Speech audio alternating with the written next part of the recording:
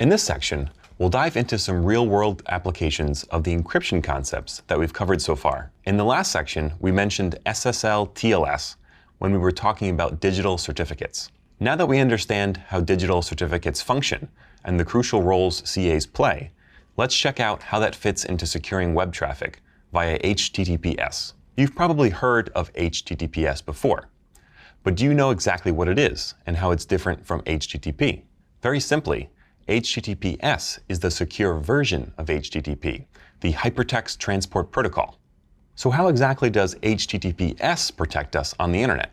HTTPS can also be called HTTP over SSL or TLS, since it's essentially encapsulating the HTTP traffic over an encrypted secured channel utilizing SSL or TLS. You might hear SSL and TLS used interchangeably, but SSL 3.0, the latest revision of SSL, was deprecated in 2015. Now, it's important to call out that TLS is actually independent of HTTPS and is actually a generic protocol to permit secure communications and authentication over a network.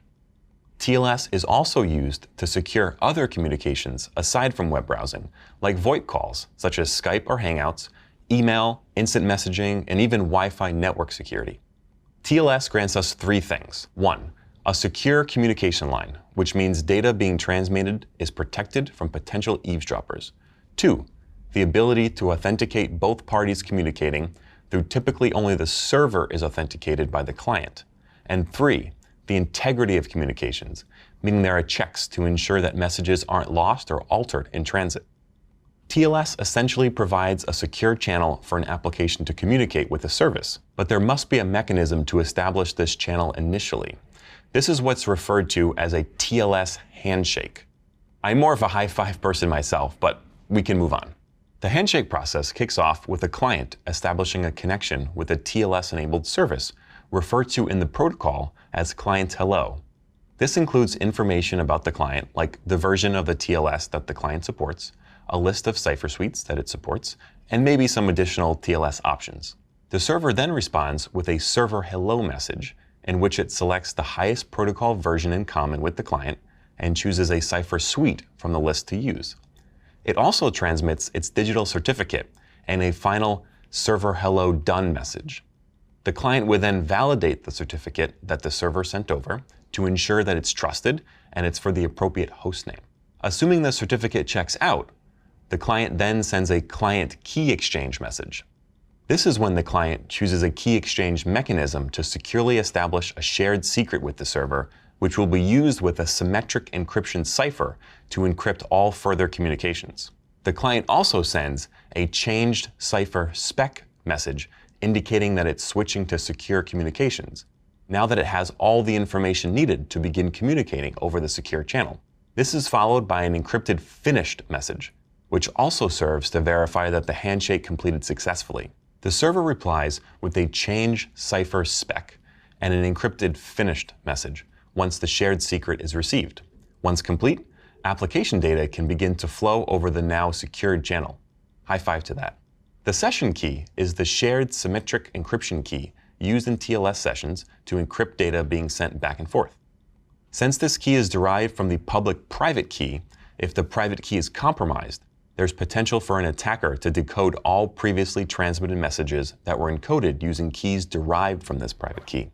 To defend against this, there's a concept of forward secrecy. This is a property of a cryptographic system so that even in the event that the private key is compromised, the session keys are still safe. The SSH, or secure shell, is a secure network protocol that uses encryption to allow access to a network service over unsecured networks. Most commonly, you'll see SSH used for remote login to command line-based systems, but the protocol is super flexible and has provisions for allowing arbitrary network ports and traffic over those ports to be tunneled over the encrypted channel. It was originally designed as a secure replacement for the Telnet protocol and other unsecured remote login shell protocols like rlogin or rexec. It's very important that remote login and shell protocols use encryption. Otherwise, these services will be transmitting usernames and passwords, along with keystrokes and terminal output in plain text. This opens up the possibility for an eavesdropper to intercept credentials and keystrokes. Not good.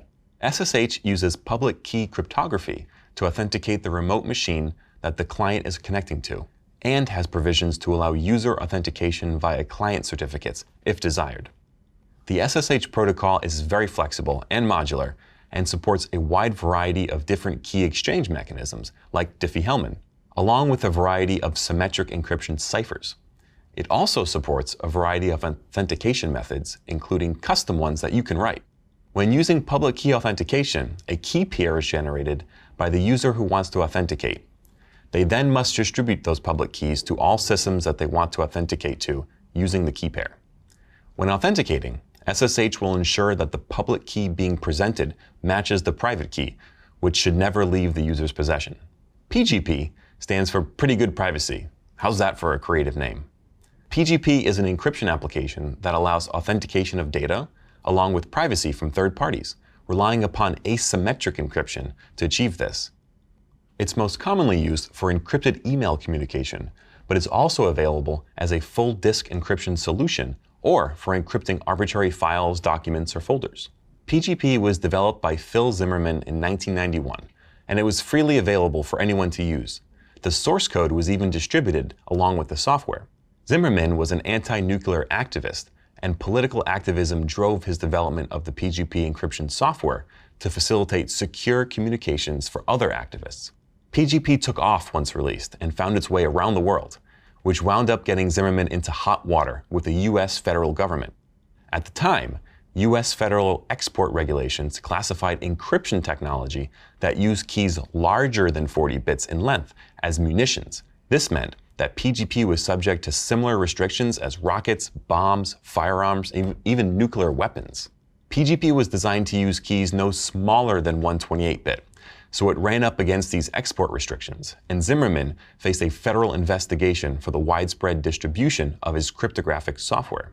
Zimmermann took a creative approach to challenging these restrictions by publishing the source code in a hardcover printed book, which was made available widely.